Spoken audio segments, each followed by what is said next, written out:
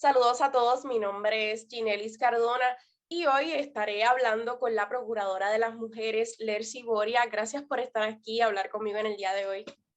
Gracias a ti, Yanelis. Claro, para empezar, quisiera empezar preguntándole sobre el anuncio que hizo hace unos días de la disponibilidad de un fondo de más de 1,2 millones de dólares para organizaciones sin fines de lucro que ofrecen servicio a víctimas y sobrevivientes de violencia de género. ¿Qué proponen lograr con estos fondos? Pues mira, yo siempre he señalado que el aspecto de los fondos es sumamente importante. El establecer estado de emergencia por parte del gobernador es un reconocimiento por parte del Estado sobre las ayudas que necesitamos. Sabemos que la violencia ha existido por muchísimas décadas y que necesitamos el recurso humano y los servicios, sobre todas las cosas, ininterrumpidos. Así que cuando hablamos de fondos de la Oficina de la Procuraduría, no necesariamente, y lo he explicado en muchas ocasiones, no estoy hablando de la nómina de la Oficina de la Procuraduría o más empleados, sino que al afectar a la Oficina de la Procuraduría en fondos, automáticamente se afectan también los servicios de nuestras organizaciones y en las organizaciones que subvencionamos es donde más impacta el servicio directo a nuestras víctimas. Así que esta asignación de fondos está solicitada por el Comité Pares a través del gobernador de Puerto Rico, y aprobado por la Junta de Supervisión Fiscal, lo que nos ayuda a todos los que trabajamos con el servicio directo a nuestras víctimas de violencia es que estas organizaciones que compitan, que tengan vasta experiencia en servicios directos a nuestras víctimas sobrevivientes, continúen brindando ese servicio, porque como te señalé anteriormente, es algo que no se puede interrumpir por falta de fondos. Ok. ¿Estos fondos están disponibles ahora mismo para solicitarse? Las organizaciones lo pueden solicitar. Sí, establecimos por edicto una convocatoria donde establecen unos parámetros, unas fechas para presentar sus solicitudes y lo que queremos es que se utilice hasta el último dólar que está aprobado, porque son fondos disponibles. Todo el gobierno se ha movilizado en cuanto a eso y nuestra oficina recientemente nos solicitaron por parte del Comité PARE, nos solicitó a nuestra oficina poder trabajar ese proceso para que pues al final del día las organizaciones puedan competir y puedan utilizar ese dinero y eso es lo que estamos haciendo propiamente de manera rápida, expedita y lo que queremos es que esos fondos se utilicen de manera inmediata. Ujú. Le pregunto, ¿cuáles son las luchas más importantes para la mujer puertorriqueña en estos momentos? Pues mira, ciertamente tenemos que reconocer que a nivel de Puerto Rico versus otros países latinoamericanos, hemos adelantado muchísimo con la ley 54, con las ayudas que estamos recibiendo, las leyes protectoras de la mujer como hostigamiento sexual, salas de lactancia, licencia por maternidad, igualdad paga,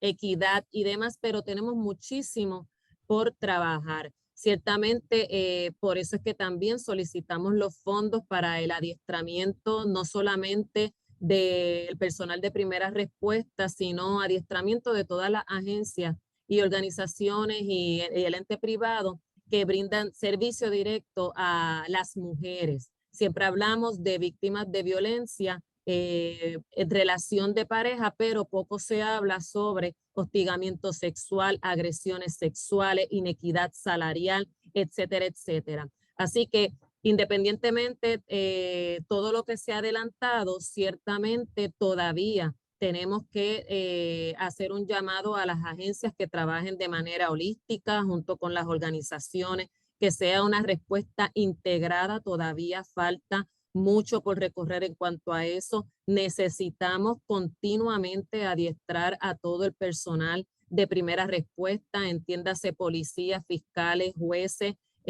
Por eso tenemos la Academia de Intercesoría Legal, ese acompañamiento de nuestras víctimas de violencia. Así que cuando hablamos de violencia en contra de la mujer, son múltiples las manifestaciones de violencia que no podemos encasillar solamente en relaciones de pareja, sino que tenemos que hablar de la inequidad, el tema global que nos afecta a todos, no solamente en Puerto Rico, sino a nivel mundial. Ujú.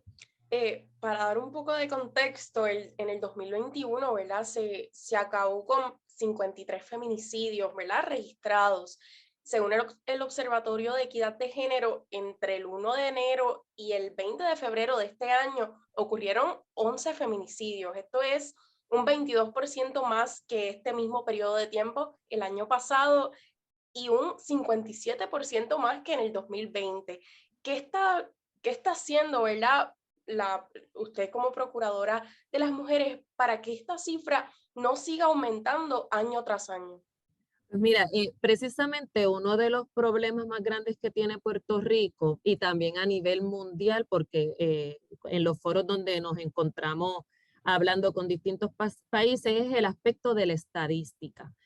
Por eso recientemente se aprobó una legislación, incluso también un protocolo para trabajar el tema de los feminicidios, porque no debemos tocarlo de manera anecdótica. Cuando hablamos de feminicidio, tiene que pasar por un proceso de investigación, ahí tiene que entrar policía, Departamento de Justicia, tribunales, forense y el Instituto de Estadística, que por eso es que se une al Comité PARE para establecer una estadística. ¿Para qué son las estadísticas? Las estadísticas yo siempre he tenido mis reparos en cuanto a cómo se utilizan, porque la estadística no es contarnos por contarnos.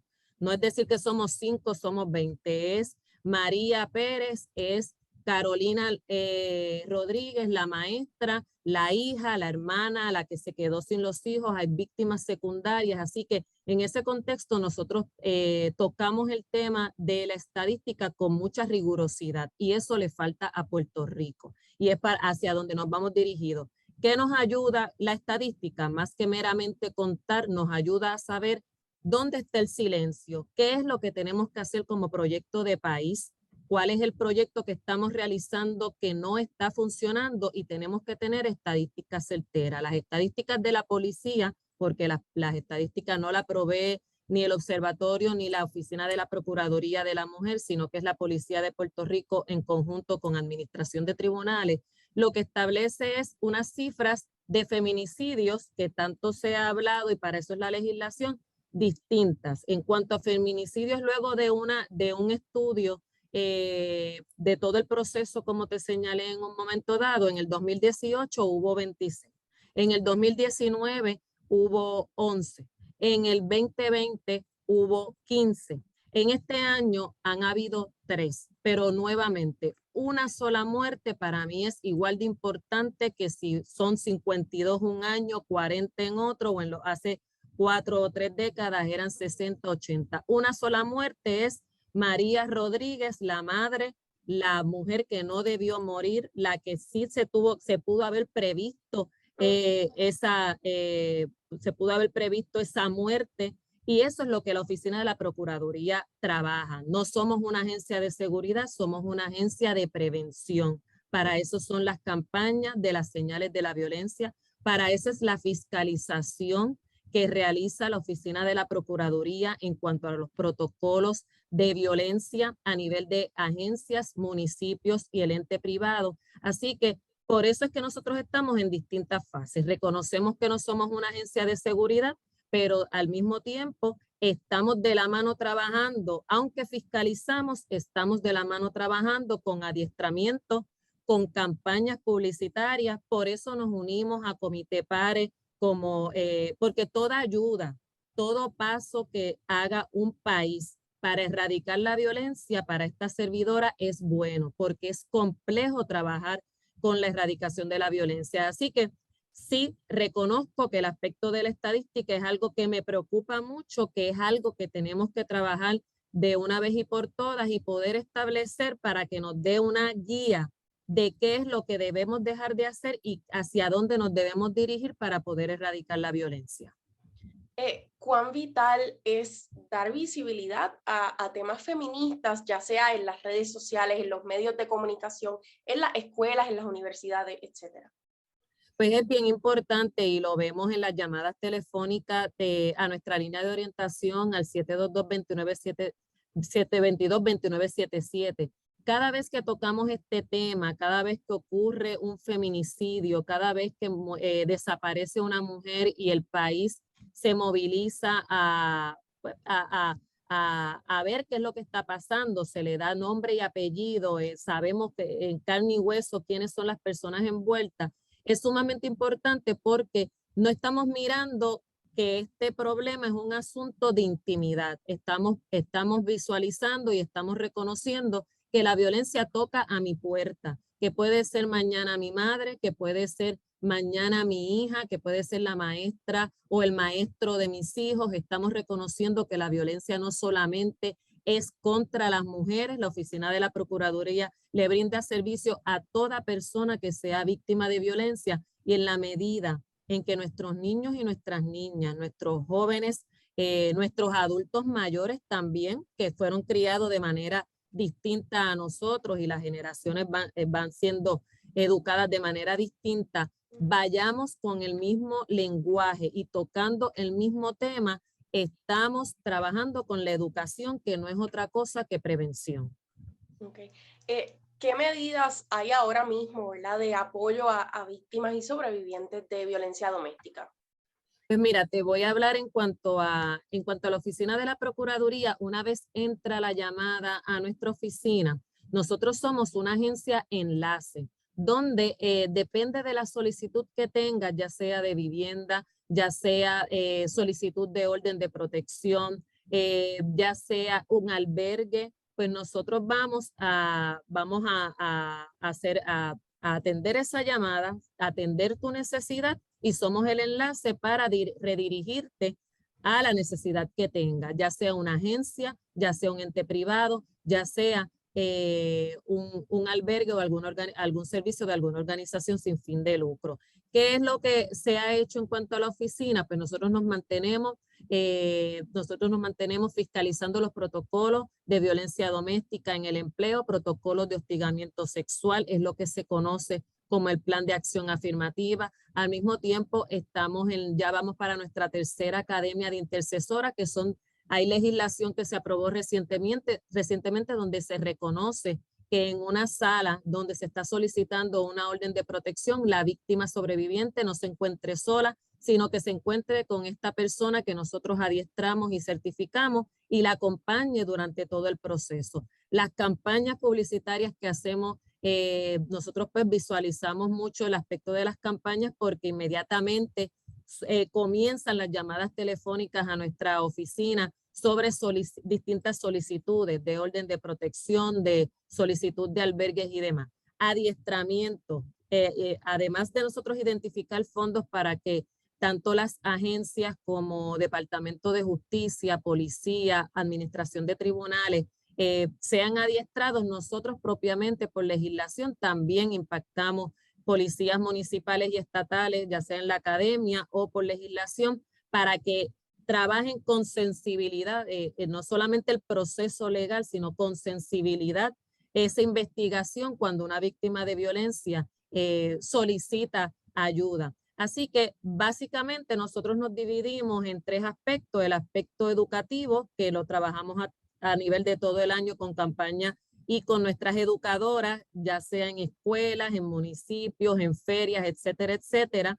Adiestramientos a personal cuando un ente privado no lo solicita, fiscalización de todas las leyes protectoras existentes. Si hay un aspecto, un asunto que no es de nuestra jurisdicción, nosotros referimos a las agencias concernientes sobre eso.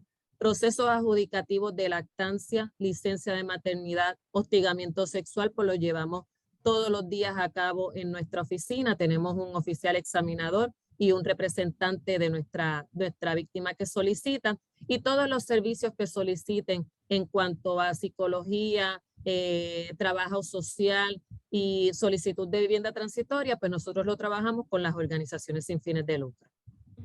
Eh, Tanto en el primer feminicidio de este año 2022, que fue el de la agente Brendalis Pérez, y en el de Erika Neris Díaz, y a estas mujeres las menciono como ejemplo, al igual que muchas otras, ambas tenían órdenes de protección contra sus agresores, ¿verdad?, que ya pues habían expirado.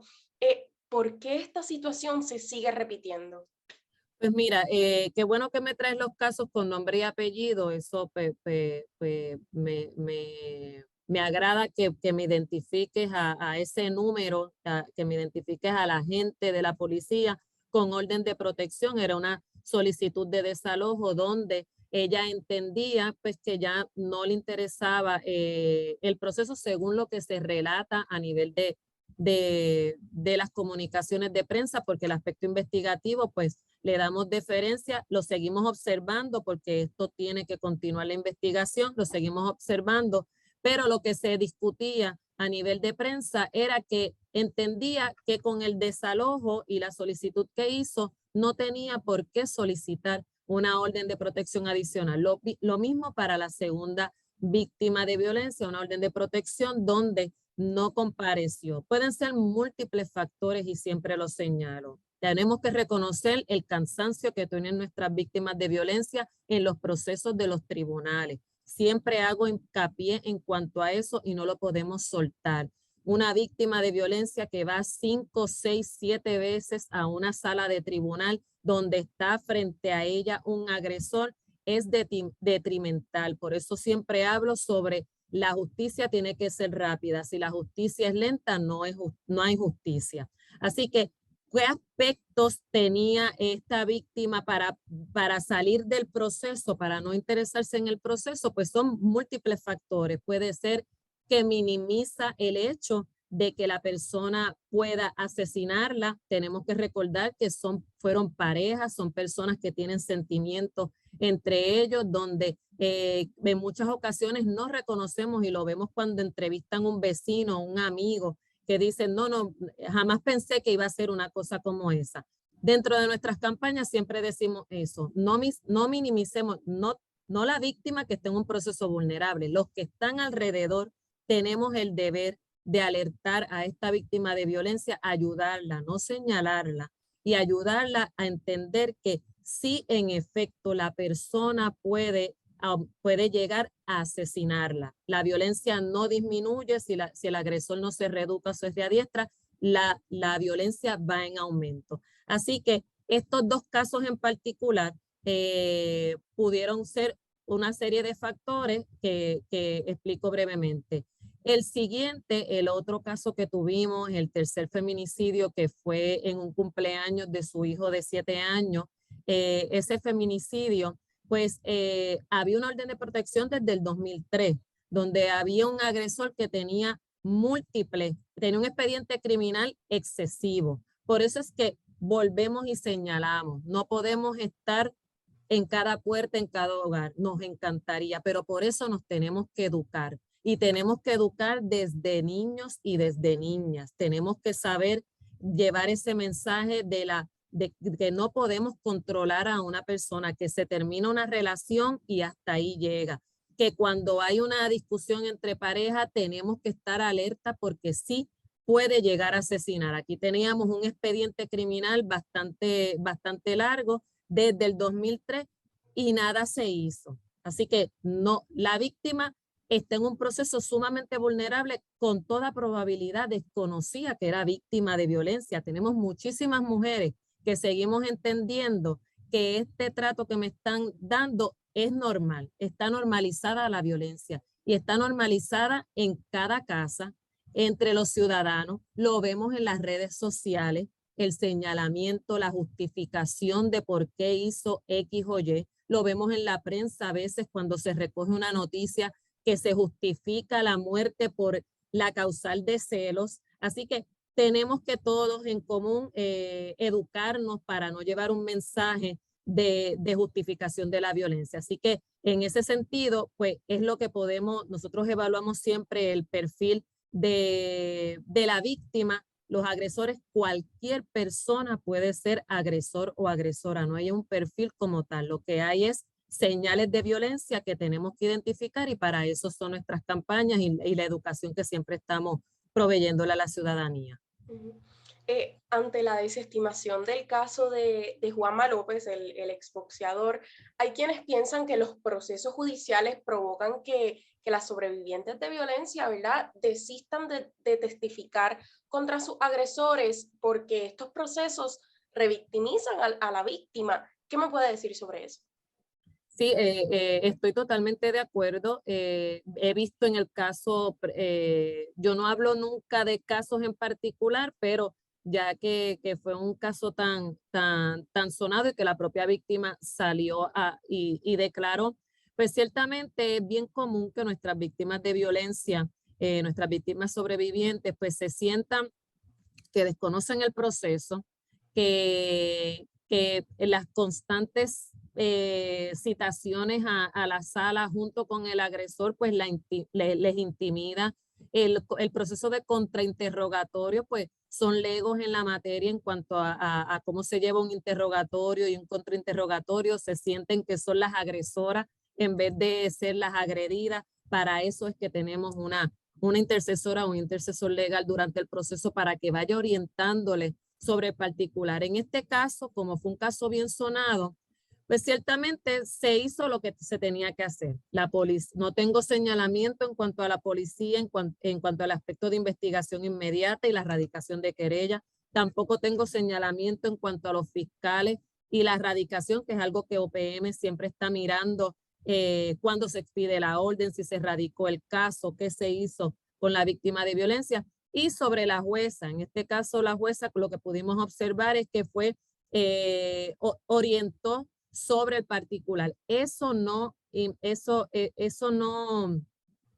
nos va a dar la certeza de que una víctima de violencia, aunque el proceso sea el idóneo, el ejemplar para que la víctima continúe, eso no significa ni garantiza que la víctima se va a mantener por las mil circunstancias que puede pasar una víctima de violencia económica, sentimental, miedo. Fue un caso sumamente sonado donde a través de las redes sociales la señalaban y la señalaban y la juzgaban. Siempre queremos que una víctima de violencia tenga X perfil o se exprese de X o Y manera, pero se nos olvidó que independientemente no tenga el prototipo que esperamos, es una víctima de violencia que se le agredió con un puño. Así que no estamos con un menor de edad, que es el reto que tenemos. No podemos obligarla a continuar con el proceso. Por eso es que tenemos que acompañarla, no juzgarla, ser empáticos y cuando ella decida volver, que esperemos que no suceda nada grave, pero cuando ella decida volver y estar preparada, la oficina de la procuradora, los intercesores y todo el sistema de justicia tiene que tratarla como si fuera la primera vez que viniera a solicitar ayuda, que eso lamentablemente no pasa. Y esa es la lucha que tenemos nosotros con todos los funcionarios de justicia, seguir educándolos a que la víctima va a salir cuando ella decida, no es cuando yo decida o el familiar decida o la ciudadanía decida, es cuando ella se sienta que tiene que salir. Ya para terminar la entrevista, una de las estrategias, ¿verdad? Para combatir la violencia de género es la educación con perspectiva de género. Sin embargo, es algo que aún no se ha implementado en las escuelas del país. Se dice que puede ser que en agosto comience a implementarse lo que se le llamó el currículo de equidad y respeto entre los seres humanos. ¿Por qué no se ha impulsado, ¿verdad? Esta educación con perspectiva de género con más insistencia desde esta agencia?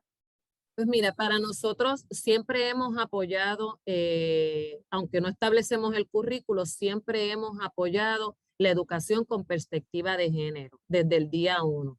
Ciertamente no podemos establecer el currículo porque no tenemos esa facultad para ello, pero sí cuando vemos todos estos tipos de casos, y siempre lo señalo, no podemos seguir esperando a que pasen los años porque tenemos una generación que tenemos que educar. Los adultos que están siendo agresores ahora no fueron educados como lo que nosotros estamos esperando. Estamos desaprendiendo ahora y es sumamente difícil. Nosotros tenemos que mirar la violencia en todos los aspectos. Por eso en un principio de la entrevista te indiqué que hay muchísimas alternativas. Ninguna es una varita mágica. Tenemos que si el comité PARE se crea con unas agencias interagencialmente y van a establecer unas estrategias, apoyarlas. Si el gobernador declara estado de emergencia para que se asignen fondos para servicio continuo, tenemos que apoyarlo. Si el Departamento de Educación tiene que hacer lo propio con esta generación que viene. las agencias, la ciudadanía, nosotros como fiscalizadores, el sistema de justicia.